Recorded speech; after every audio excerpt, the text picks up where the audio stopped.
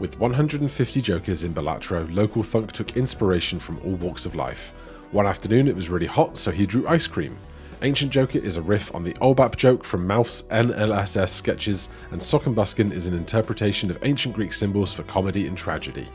But one Joker in particular has some players curious, asking why on earth does Card Sharp look like the Unabomber? My name's Gothic Lord UK, and before I was a part-time YouTuber, I was a part-time poker player, so let me tell you a little bit about how poker history and Balatro collide.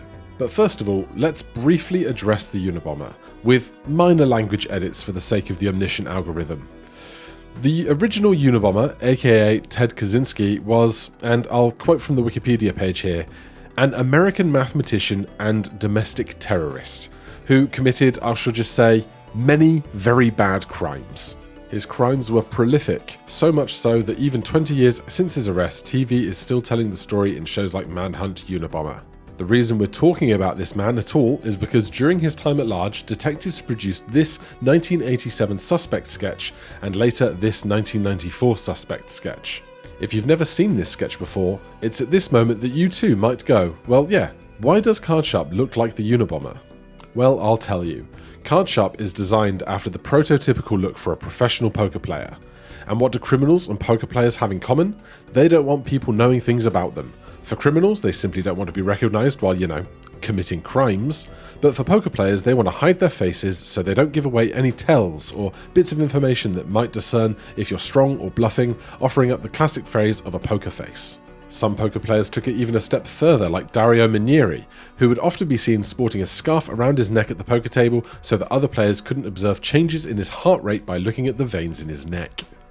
Okay, so poker players don't want to give away information, but why did the hoodie and sunglasses become the de facto outfit, so much so that it even shows up in pop culture, like in this poker-themed plot of Brooklyn Nine-Nine? Cast yourself back to the lofty years of the mid-2000s. After this amateur, called Chris Moneymaker, won the 2003 World Series of Poker main event, poker, and especially televised poker, had a huge boom. Before the days of YouTube poker vloggers and live streams, we had to settle for grainy replays of events uploaded to shady sites to see what the pros were doing at the highest stakes. In those days, everybody had a nickname. Kid Poker, The Magician, The Mouth, Durr, The Professor, The Poker Brat, and you guessed it, the Unabomber. Ladies and gentlemen, let me introduce you to Phil Lark, aka the Unabomber. Characterised by his grey hoodie and sunglasses, he may not have been the first to put together such an outfit for the poker table, but he was the one who brought the look to our televisions, only to then be recreated by online poker players walking into the casino for the first time when they finally turned 21 in Vegas. With his unique look bearing a stark similarity to the police sketch, he garnered the nickname Unabomber. Teens saw that on TV and went on to replicate the look when they got old enough to head into the casino, and with that it anchored itself enough to become part of wider pop culture. From there, a guy making a poker-themed game thought up poker-themed subjects and boom, Card Sharp was born. And that, ladies and gentlemen, is why this Joker looks like the police sketch of a terrorist from the 80s. Thank you so much for watching. I'll see you in the next one. Cheers.